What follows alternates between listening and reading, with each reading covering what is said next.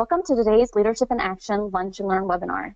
Today we are teaming up with our national philanthropy partners, HOBY, to discuss group leadership in HOBY's program for high school sophomores called Seminars. Participating today will get you 8 Leadership in Action points, so thank you for being here. If you have any questions during this webinar, you can ask them in the GoToWebinar box on your screen. There will be a couple of polls in this webinar. During that time, you can pick one of the answers by clicking it on your screen. We have 4 panelists joining us today. First from HOBY is Director of National Programs for Region B, Kevin Grace. Kevin oversees 22 sites across 12 states in the District of Columbia. These 22 sites are staffed by over 1,500 volunteers and serve approximately 3,600 students annually. A major part of Kevin's responsibilities is to assist in the building and strengthening of each affiliate's volunteer corporate board of directors. Next from HOBY is Director of National Programs for Region O, Danielle Lockhart. Danielle's responsibilities as the Director of National Programs include the oversight provision for 16 state seminars across 12 states that bring together youth from around the respective state for an engaging youth leadership conference in the summer. From these seminars, the youth return to have an impact in their home, school, and community. Danielle works with hundreds of devoted volunteers to ensure that the seminars are in compliance with the International Leadership Program and curriculum format. Additionally, she assists the seminars to develop fundraising opportunities and develop partnerships that support the seminars and benefit the participants. On Phi Sigma Pi side, we have Vice President of Philanthropy Development, Patrick Heron. Patrick is an alumnus of the Alpha Epsilon chapter at Westchester University of Pennsylvania. As Vice President of Philanthropy Development, he oversees strategic planning with Phi Sigma Pi's philanthropic partner, Hugh O'Brien Youth Leadership. Patrick is a HOBY volunteer, serving as a member of the program committee and facilitator for HOBY New York Metro's Leadership Seminar. Also joining us today is Director of Alumni Relations and Programming for Phi Sigma Pi, Sarah Smith. Sarah is an alumna of the Epsilon Alpha chapter at Kutztown University of Pennsylvania. She manages the fraternity's alumni engagement, including the National Alumni Association and alumni chapters. She also assists with national event programming and serves as the HOBY Partnership Lead for Phi Sigma Pi. Sarah is a HOBY alum, and 2017 will mark her 10th year as a HOBY volunteer. Currently, Sarah serves on the Board of Trustees as CLUE Director for Central Pennsylvania HOBY. Thank you, Kevin, Danielle, Patrick, and Sarah for joining us today. Thank you for having this lunch and learning, for giving up your time to be with us. Thank you, Sarah. I'm gonna, we have a quick poll. Are you gonna lead that poll right now? Sure. So when in a group situation, are you usually the take charge person or the person who happily follows others?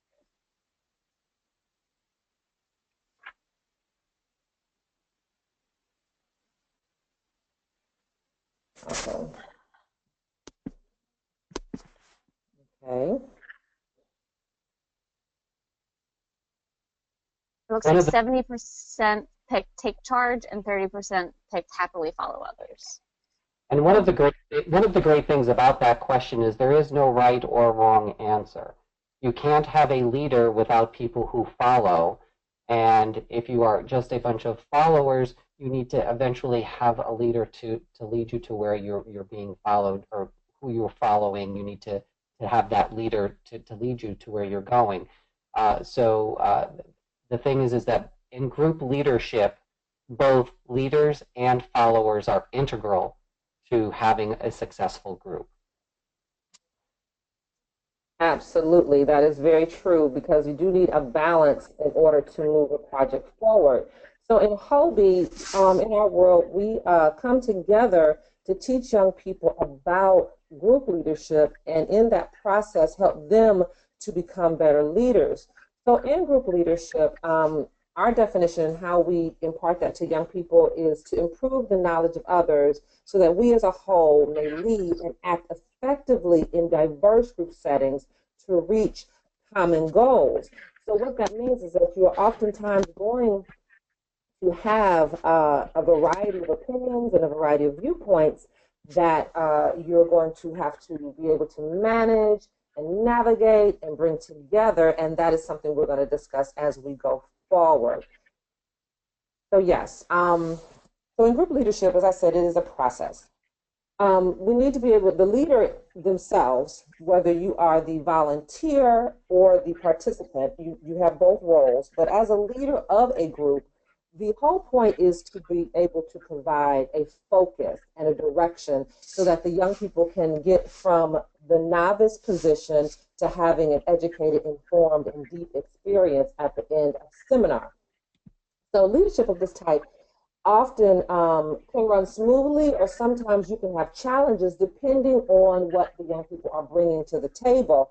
So it involves a great deal of facilitating the various personality types, the various thought patterns, and intricate details that the young people present. So as they're coming together, you have to be able to find those puzzle pieces and how they fit. And sometimes they are not going to fit. But through conversation and being very transparent, you can do that. Also, as the facilitator, you are the one that ultimately is going to have to accept responsibility for how that group goes. At the end of the day, we all want the groups to be successful. We want the young people to gain as much as they can from those interactions, but yet, you know, it is a fluid process. And even in that process, whether the outcome is what you thought it should be or is not, the young people are going to get something from it. And we look to create a win in terms of how to deepen their understanding no matter what the outcome is. So when you have multiple personalities and different characters, you know, that adds to the flavor of the so the success of the group does rely, can we advance to the next slide, please? I don't know how to do that. Thank you.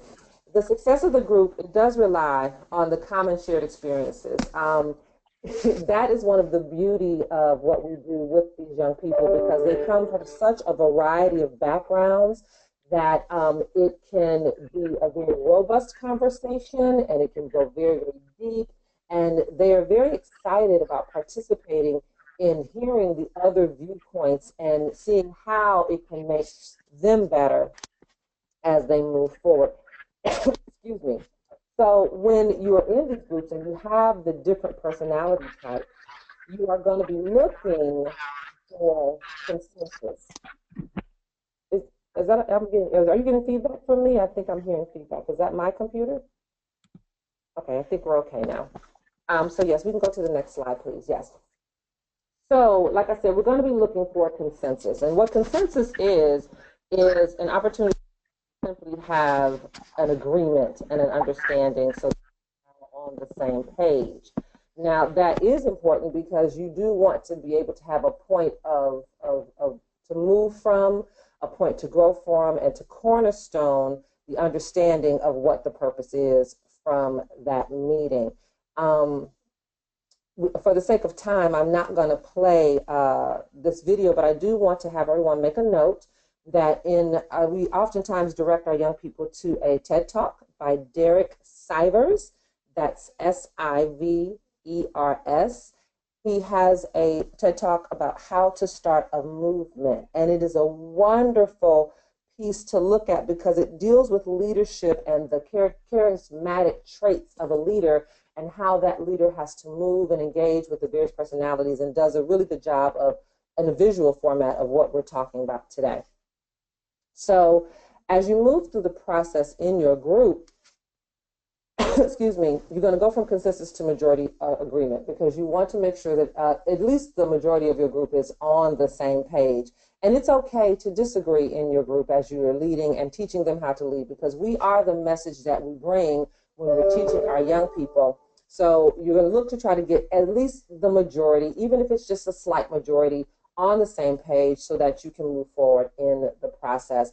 And as I said before, it's okay to disagree because, you know, no one is ever going to always be on the same point in terms of reaching a common goal. And it is, as Kevin pointed out earlier, sometimes you're going to need people to lead and some people need you to follow. But at the end of the day, the variety of perspectives adds to a deeper understanding. Our leadership cycle in HOBY is an active leadership cycle because it is a learn first and then act and then you learn again process, so that you're in a constant education experience as you are moving through the process, so that no one is ever at a point where they feel that they have stopped or that they have reached all that they can do, because we are in learning. I call it is fundamental, if you will. So there's a fun part of it, and it cornerstones everything that you do as you move forward. So in that, when we and you have this process, you're going to see different leaders arise. You're going to see these different styles arise in yourself as well if you are the facilitator, because teamwork is the goal. You know, the poll at the beginning was a very good question, because in that you have the leaders and the followers, and in order for anything to move forward, they're going to have to function as a team. So in that, as a leader, you're going to have to define how you are going to lead. There are a few different types of styles of leadership.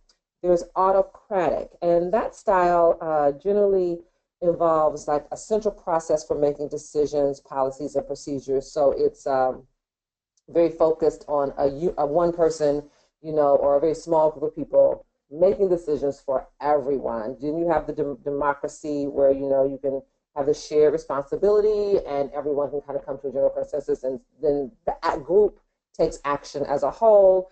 And then you have a leader, which is called a leadership style called laissez-faire, which pretty much says, here are your tasks, and you pretty much go for it and let the group kind of be an amorphous experience where they kind of get to the end on their own, and the leader kind of steps a little bit back and lets the group process and decide. That one can work for you or against you, depending on the subject matter. So you have to decide what type of leadership style you're going to have as you go forward. And in our process with seminar, we bring challenges to our young people so that they can then begin to see what types of leaders they are. One of the challenges that we've often tasked them with is called the Marshmallow Challenge. And for that, I'm going to turn it over to my partner and colleague, Kevin, to discuss. So Kevin, you can take the call away. Each of our seminars follows our HOBY curriculum. And as such, we spend some time going through each of the three leadership cycles that Danielle referred to, but we also talk about personal leadership. Here we are talking about group leadership, and the next phase that we have is societal leadership. And in each of those phases, we go through an instructional time, then we go through a presentation time where we either have a keynote speaker or a panel dealing with a specific topic related to each of those phases of personal, group, or societal leadership. And then we hit the fun part, the experiential side of things. And this is, for our purposes, we went to the Great Marshmallow Challenge. This is something that we do in some of our leadership seminars. Each seminar gets to choose their own speakers and their own experiential activities. What you're seeing here are some of the photos that you sent in regarding your group's activity in terms of the Marshmallow Challenge. As you can see from looking at these, there were a variety of end results. Some of them I can tell, and these are just some assumptions that I'm going to make, is that some of them were done by very creative groups, and not so much having people in your group who may have dealt with compliance. And I say that as some of the examples here didn't necessarily follow the instructions. Again, that doesn't make it right or wrong, but what it does is it shows us examples of the strengths and the importance of making up our groups of diverse people, so that we can have that creative side and we have that compliance side, we can have the architectural side. And when we're looking at building groups, it is really important, as Danielle mentioned, to bring in a variety of perspectives. The greater the umbrella that we have and the greater variety of perspectives that we have is going to end in stronger results. And that's the message that we try to get across to our ambassadors. is that you need to have that diversity if you want to have success as the end result of whatever it is that you're working on. And that's the crux to positive and successful group involvement and group leadership. Did we have a poll here, Danielle? I'm sorry, say it again, I'm sorry. Danielle, do we have some poll questions that went along with this? Yes, there they are, right there.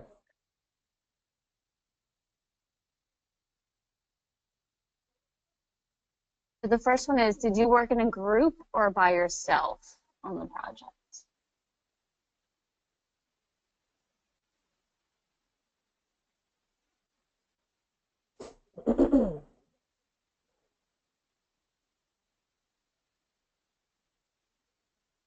It looks like 70% worked with a group and 30% worked by themselves. Awesome. The next question is, if you had a group, did a leader emerge?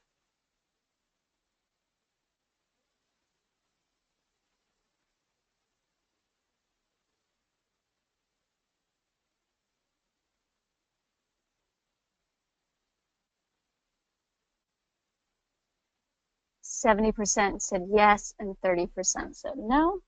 And then the last question was, how big was your structure?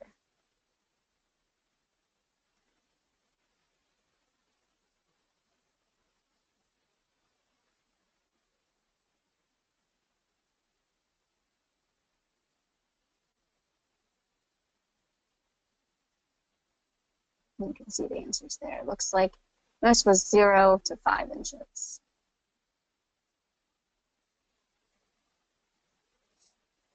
Great. And thank you for participating in that particular activity. Again, it's about trying to have fun as well as learning a little bit about the people that we're working with. And it's not so much the group dynamic sometimes as much as it is understanding what those personal strengths are of everyone. And that's why we go through those 3 phases. And we typically start with personal leadership because it's hard to understand what you bring to a group if you aren't aware of your personal strengths as a leader. And now I'll turn it back over to Danielle to talk about the active leadership cycle. Thank you, Kevin. As I mentioned before, the first 2 parts of the active leadership cycle are learn and act. And that exercise that everyone participated in was very crucial in teaching that. And it's a really good way to get across a lesson, to have a fun activity, because if you're having a good time, oftentimes the lesson will sink in before you even realize that you're learning something. So the activity around the concept is what deepens the understanding in your mental, physical body. So then in our process with our seminar, we don't want to just do a lot of activities without having the ambassadors have an opportunity to really take a moment and reflect on what their experience was, what they learned, and how they can go forward. So at the end of each of the sections that we go through that Kevin mentioned, we have a reflection period. And here, during this time, the ambassadors may have a journal, or they may have a notebook or a workbook in the session that they're going to be able to write down their thoughts and be able to have some active conversation about it. So in order to facilitate that, we have this slide here where we offer them some questions for them to be able to generate some thought around. We ask our ambassadors, what did you discover about yourself in a group setting? Because oftentimes, our ambassadors will have a perspective that they would be a certain type of way and find out that they operated totally differently. The role that they naturally took, because as the poll shows, some people are natural leaders and they rise, and then others just don't get to that point or may want to be a leader and be hesitant. But in this reflection process, they can ask themselves, how did that go for them?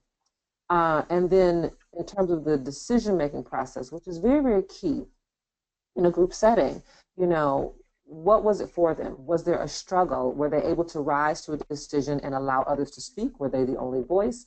And be able to put their thoughts pen to paper in that manner.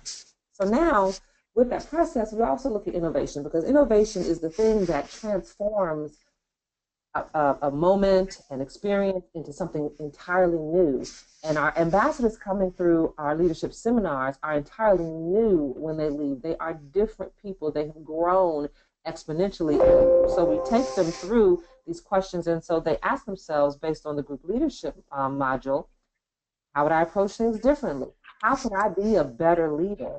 How can I take what I've learned and then improve upon it so that the next time I'm in this situation, I will be better than I was before?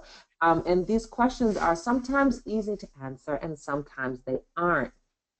Sometimes it will require a little prompting from the facilitator. And then even as the discussion is moving forward, they may find that their answer may change. And that's the cycle, because as you see, we learn, we act, we reflect, innovate, and then we learn again about ourselves as a result of the entire process. And this is not something that is just isolated to this one portion, because this cycle of learning that we go through, this leadership cycle, happens throughout the entire seminar. So as we go into talking about the seminar, I'm going to turn it back over to Kevin. Thank you, Danielle. You're welcome. The flagship program that HOBY has is our seminars. We currently have 70 seminars in every state except for Hawaii. These seminars take place in the months of April, May, or June, depending on the specific needs and availability in each community where they are held. These seminars are completely run by volunteers. They start the planning for these seminars in August so that everything is done and everything is well thought out and organized by the time the seminar happens. Sometimes we are more successful at that than others, because we all know what happens with the best laid plans. However, we do really work and provide as many tools as we can to our volunteers to make sure that they are successful in providing the most educational and realistic seminars that we can for the young people who come into our care for those 3 or 4 days. To do that, our seminars are broken up into 3 major categories in terms of our volunteers. There are those people who are on the planning seminar committee, and those are the people who do a lot of the behind the scenes work to make sure that everything gets planned out accordingly. Then there are those volunteers who volunteer for the entire weekend. They often are facilitators or junior facilitators, operations people. Many times the planning seminar committee also volunteer at the seminar for the weekend. There are also opportunities to be a day volunteer. If you are a volunteer who cannot give up the entire weekend, and when we talk about weekends, our volunteers for a 3-day seminar usually arrive on Thursday evening and leave Sunday afternoon. But there are opportunities for people who can only perhaps give a day or a few hours in the course of a day, and those are considered day volunteers at our seminars. So those are the 3 areas that we're now going to go into a little bit deeper. And we'll start with the Seminar Planning Committee. And to address that, I'll turn it over to Sarah. Kevin. Thanks, Kevin. So personally, one of the ways I've gotten really involved with the seminar planning process is through a seminar planning committee. There's main committees that each site has, and they're broken down into kind of sub positions, and those include ambassador recruitment, fundraising, program, operations, and staff. So like Kevin said, a planning committee is a great opportunity to get involved with if you're unable to attend the seminar in person, or if you're able to attend for a day. The planning committee is very important because it plans all the aspects of the seminar in terms of logistics, organizing, different meeting rooms, the program itself. So it's really important to have skilled and dedicated volunteers serving on the planning committee. So if you're someone who's very task-oriented, who's able to really be involved via email and conference calls, a planning committee would be great for you. These people are the ones who, work between August and the seminar held in the spring. So, every month there's the planning committee meeting, and then having your sub committees with tasks and figuring out basically, like a checklist of everything that needs to be completed before the seminar in the spring. So we're going to go through and break these down a little bit more in depth and give you an idea of what each committee does and the tasks that are involved. And when we do that, we'll start with ambassador recruitment. And we refer to the high school students who attend our seminars as ambassadors. And we refer to them as ambassadors because we have an expectation that they go back to their own school communities and use the seminar to relate information and to have an impact back at their own schools. So when we talk about recruitment, it would be nice if we could fill all of our seminars just because we are HOBY and we are the premier youth leadership organization in the country. But the reality is that that's not always the case.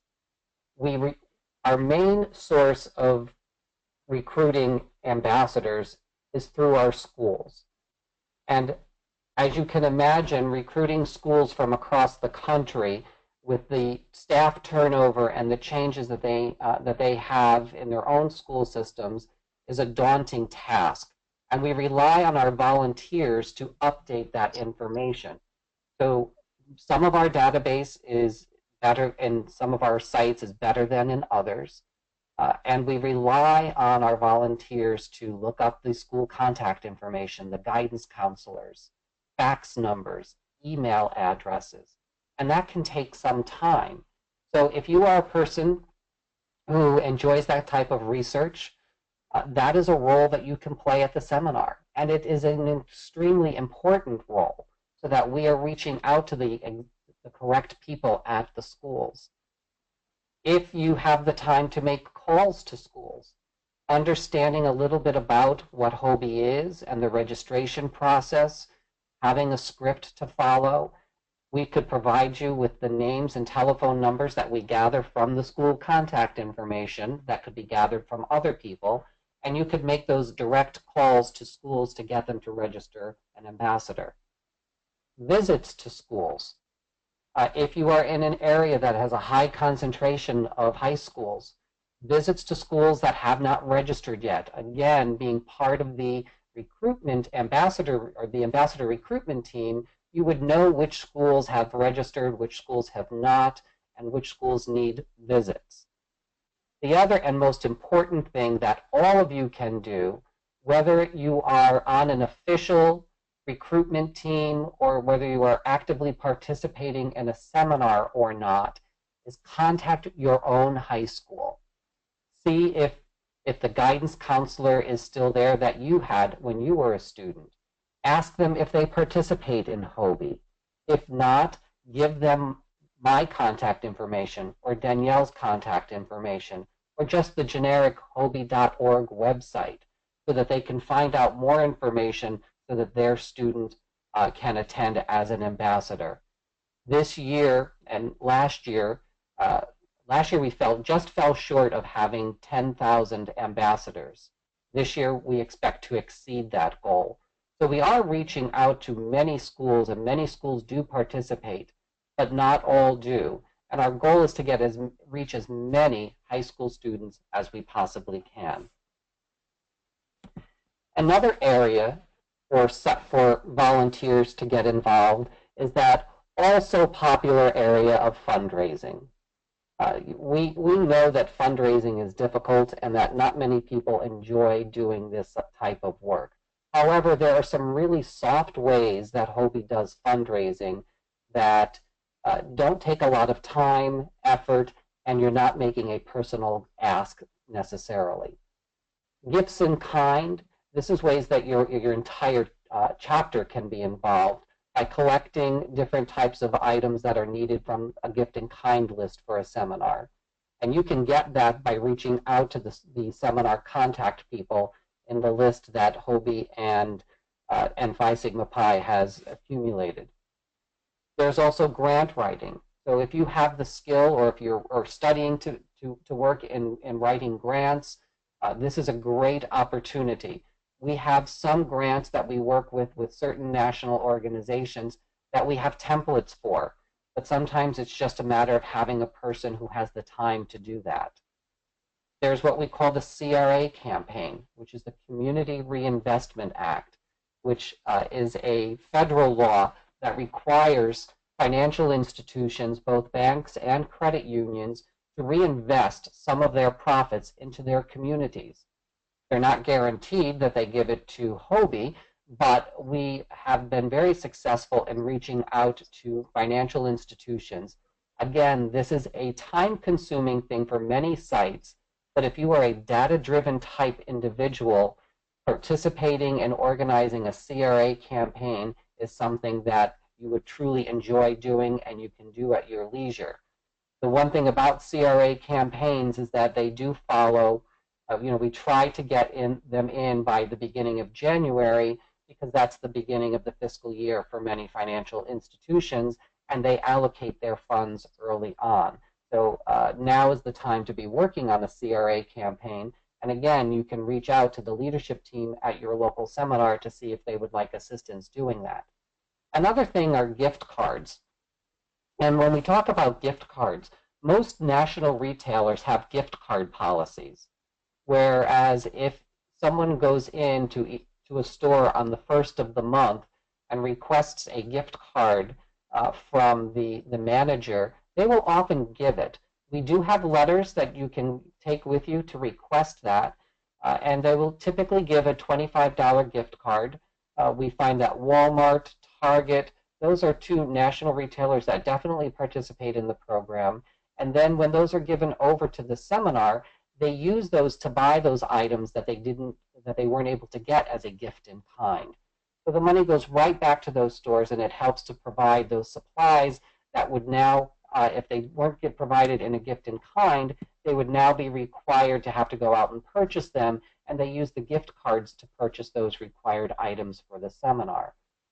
So again, those are just some of the ways that a fundraising committee works with HOBY and the opportunities that are there for the volunteers.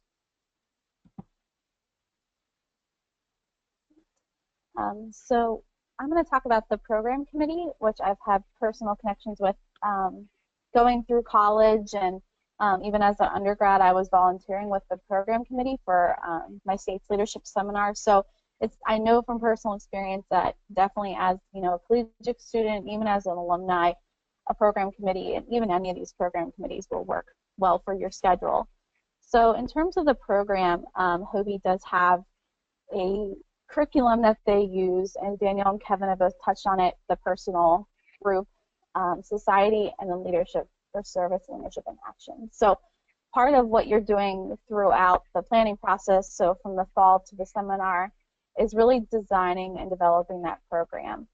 So for each phase of the personal, group, society, and then service aspect, there are kind of like a template. So if you were on the Lunch and Learn last month with the clues, we touched on how they kind of have this structure, and then we're able to really kind of customize and decide what's going to work best for your site and your seminar. So the first thing is identifying speakers and panelists. So each phase requires a speaker or panelist on that topic. So really identifying, community leaders in your area, or folks who work for different organizations that can come in and speak to those leadership styles. So if you're in charge of a panel or arranging a speaker, you're doing that initial outreach and doing, contacting companies, contacting businesses, local leaders, and telling them about HOBY and showing them the value and what we would like them to bring to the program. From there, if you secure that speaker panelist, you would then be following up with them in terms of giving them information of how to get to the seminar, times to arrive, really just being that liaison between the speaker and HOBY, so that way when they're coming in, they know what to expect, and you're providing, the courtesies and basically being the hospitable one for them. And then afterwards, following up with them, thanking them for, sharing their time and their experiences with the group, and, sending a thank you note and making sure they receive all the courtesies and they enjoy their time at HOBY, following up with them the next year if it works for the program. Determine the speaker and panel topics. So some seminars do, very targeted panels in terms of global issues or even local issues. Volunteerism, those are all topics that you are able to decide within your program. So you may be in a subcommittee of that program committee, and about, you're in charge of the volunteer panel. So really identifying the speakers, identifying what's going to work well for that overall smooth flow of the program. Determine activities. So again, determining, what personal leadership activity you would like to do for that phase. So, in the last one we did the colors activity. So those are just different ones that you decide, what's going to be the most valuable and what's going to go well with the rest of the program. You have to decide and figuring out, what supplies you need, how to best go about, actually holding the activity. So, the program may run differently if the seminar's 100 to 150 people, but then it may run differently if it's 200 to 250 people attending. So kind of just having that, task-oriented and really thinking through logistics. Determine and organize leadership and action. So for each seminar, they do hold leadership projects, service projects.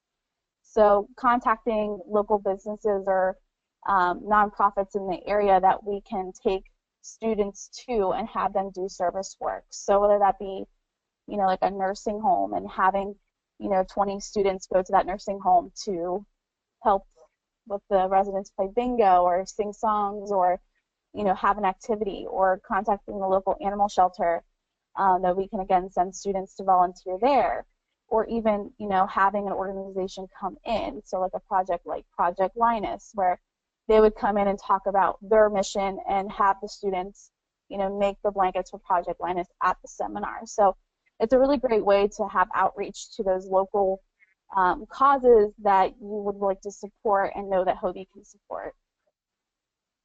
Serving as MC for the event. So if you're going to be on site that weekend and serving as either day volunteer or a weekend volunteer, you're really the one that's making sure the program's running smoothly and keeping everyone on time, that it's flowing well. There are different phase introductions that are part of the personal, group, and society, so you can be the one leading those if you're comfortable. But overall, just making sure that the program is going to be meaningful, impactful for the students, and that everything is handled and covered in terms of the curriculum and going through those cycles that we want our students to go through in terms of evaluating and going that innovation step. So if you're someone, again, who really likes to be behind the scenes and really get to work and have outreach with folks in your community or state who would like to get involved with HOBY, this would be a great program committee for you. The next one is operations. So again, this is really a lot of the behind the scenes work in terms of logistics. So operations is important. So we can't have a program, we can't have a seminar without the operations committee. So it's really important that we have, again, very task-oriented folks behind the scenes that are able to communicate and make sure everything runs smoothly. So again, working with the university, a lot of our seminars hold their sites hold their seminars on college campuses. So the operations committee is in charge of having that relationship with the university. So where our chapters and members can really come to play is look and see if HOBY hosts their seminar at your university or your college, because you would definitely be able to help out in terms of just knowing the campus and what opportunities exist and making sure that everyone's familiar with the environment. They do rooming assignments, so for Central Pennsylvania, we have 250 ambassadors, so that's, rooming logistics in terms of trying to figure out who's going to be rooming with who, ensuring that we have enough rooms for everybody, name tags. Those are things that, are vitally important because name tags are used throughout the entire seminar in terms of identifying ambassadors and volunteers and staff, as well as keeping everyone safe. The program books. So again, we have this program.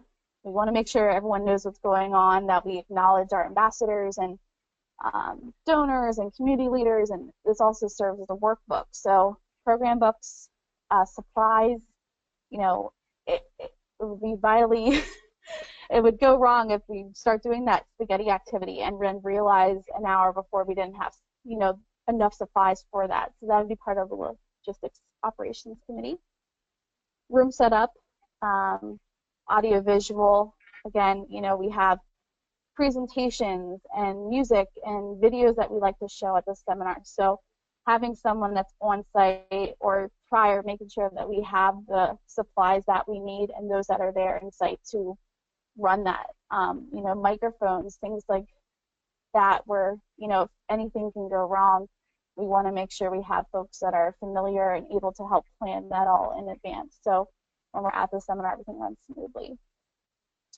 And then form stacks. So HOBY does registration and seminar materials via this online provider called FormStack. So definitely, if you're handy and familiar with creating online forms or pulling reports, they're always looking for folks that can help make sure those forms are staying updated and running smoothly as well. Other things include transportation. Making sure that if we are going to be going off-site to different service projects or businesses, that we have buses and everything's laid out in terms of time, so it's flowing well with the program. So again, if you're very task-oriented, detailed, like being that behind the scenes and able to communicate with the committee throughout the year, operations would be great for you. And then staff. So in a moment, we'll be talking about facilitators, but we also have our staff committee.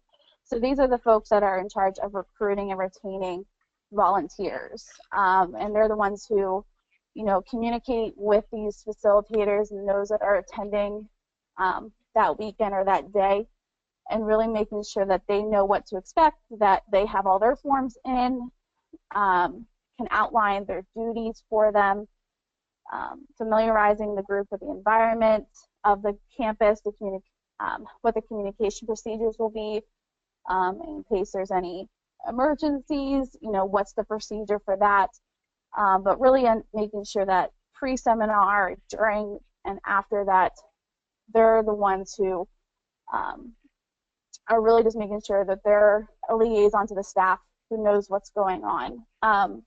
We want them to feel like they are very familiar with what's going to be going on during the seminar.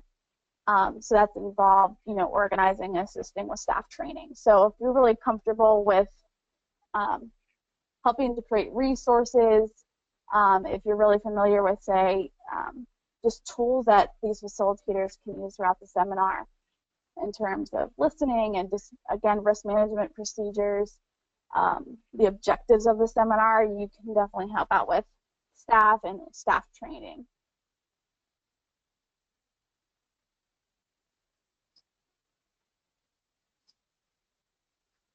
So then we're going to pass on to Patrick, and he's going to talk a little bit more about if you're a seminar volunteer for the weekend and about his experience. Hi, thanks Sarah and Danielle, and welcome to everyone who's joining us today. So I was asked to talk a little bit about my own experience, and just to kind of clarify, unlike the other panelists, I was actually very unfamiliar with HOBY coming into our partnership agreement with them that the Grand Chapter passed. So as an effort to get to know HOBY better, I decided to volunteer last year to be a facilitator for one of their leadership seminars. I live in a New York City area, and the HOBY has 2 leadership seminars in New York. There's one located near the city out on Long Island. So myself and two other NIMAC brothers, Kate McConnell, who's our current VP of Alumni Development, and Hillary Nickel, they both joined me. And I have to say it was a really impressive weekend. None of us had been HOBY alums. We had read about the materials, we had seen videos, but you really can't appreciate how all the work that the volunteers and the staff put into this basically comes together and creates a truly remarkable weekend for the ambassadors. So as a leadership seminar facilitator, we've covered a little bit of this before, but there are a few requirements. The first being that you're 21 years old. You do need to commit to the entire weekend. So whether you are a graduate student or you have a full-time job, you'll need to make sure that you negotiate that with those supervising you. When you participate as a leadership seminar facilitator, you are assigned a group for the weekend.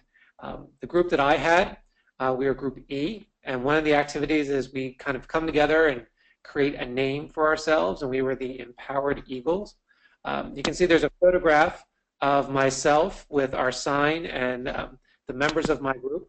I was also very fortunate to have a HOBY alum as one of my as my junior facilitator, and together we served as there's a lot of different words for it, but mentors, coaches, a little bit of counseling too, because some of the activities, while very fun, can also be difficult. And when we talk about the transformation process, these ambassadors are really challenging themselves and one another to develop these leadership skills, and that's sometimes a bumpy road. So their frustration was part of this process, and there were a few times where we would talk to some of them away from the group to kind of help them process what they were feeling, what they were thinking, and perhaps they weren't really being true leaders, but maybe truly bossy or unwilling to hear other points of views.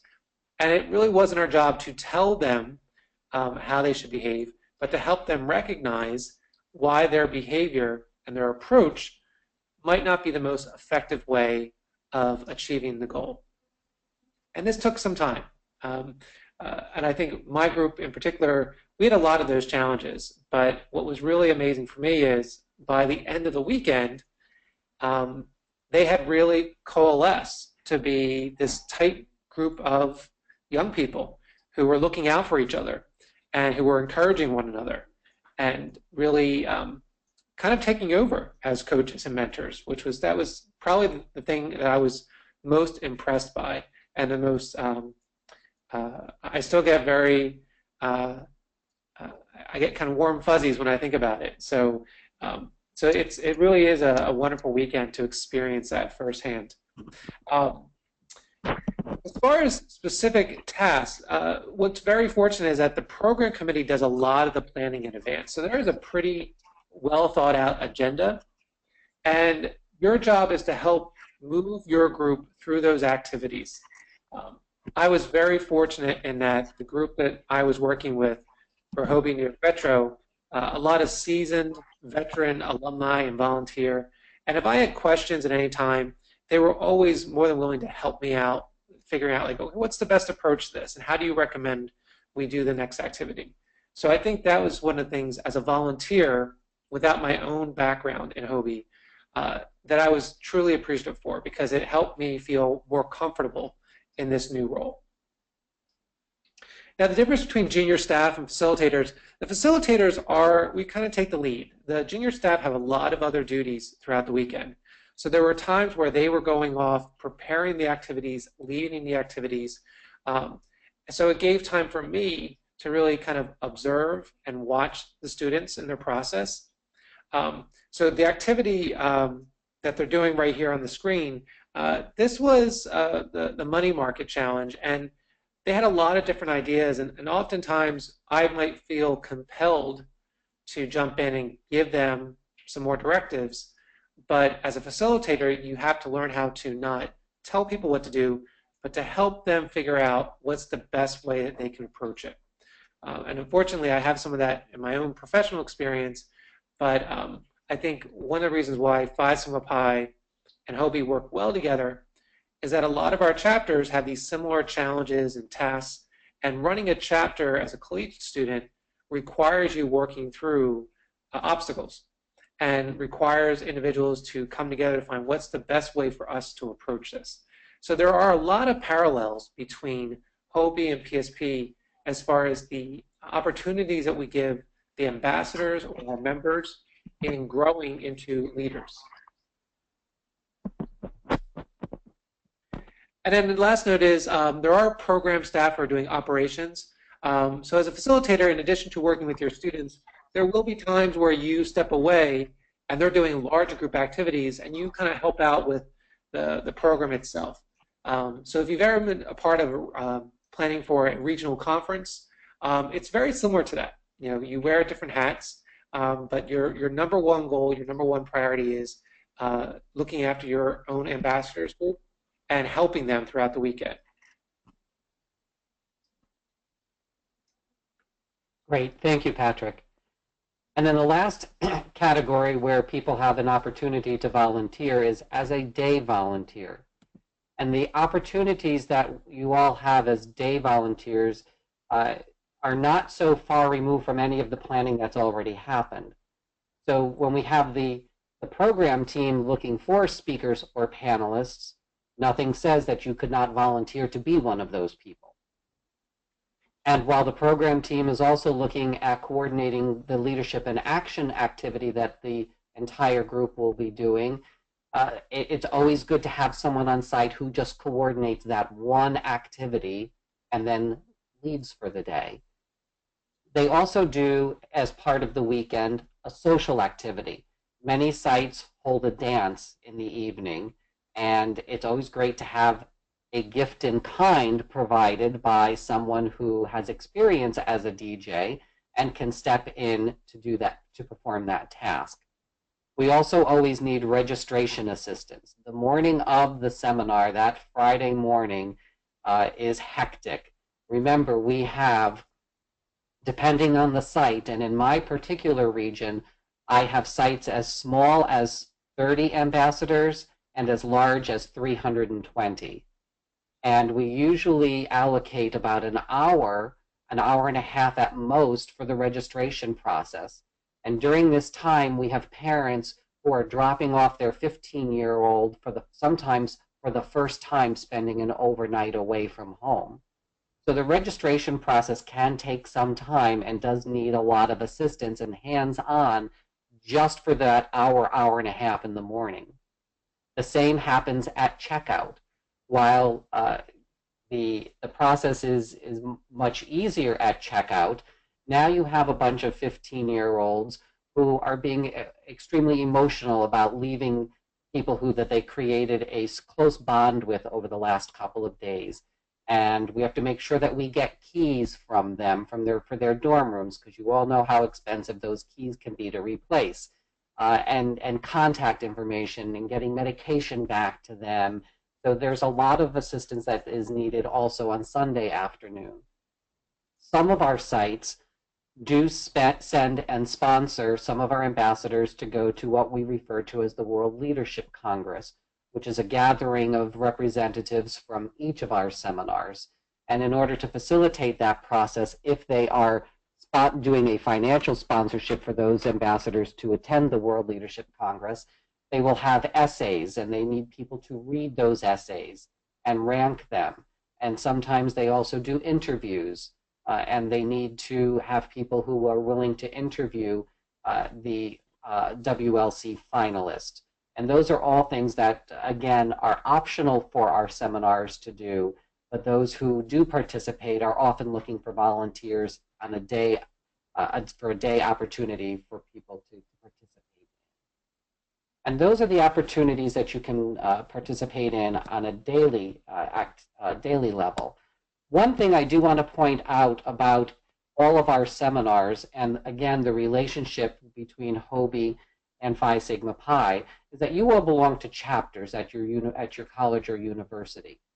But that doesn't, and our seminars take place when your college or university are most likely closed for educational purposes, and that's why our seminars are held during the month of May or June, And often during that time, that's when you go home.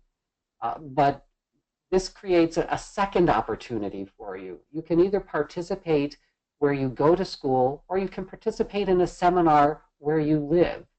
And HOBY has no borders along those lines.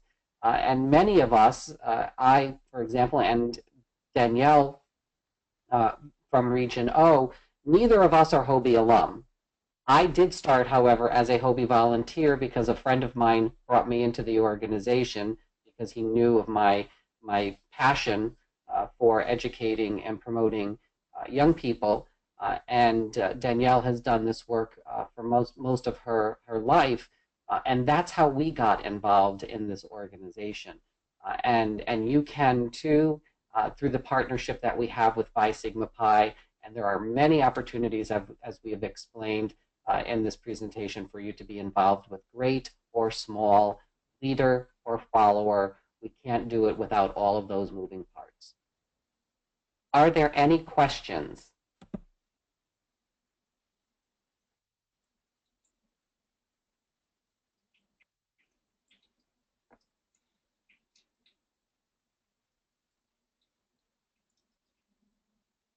We'll just leave a couple of minutes to see if any come in.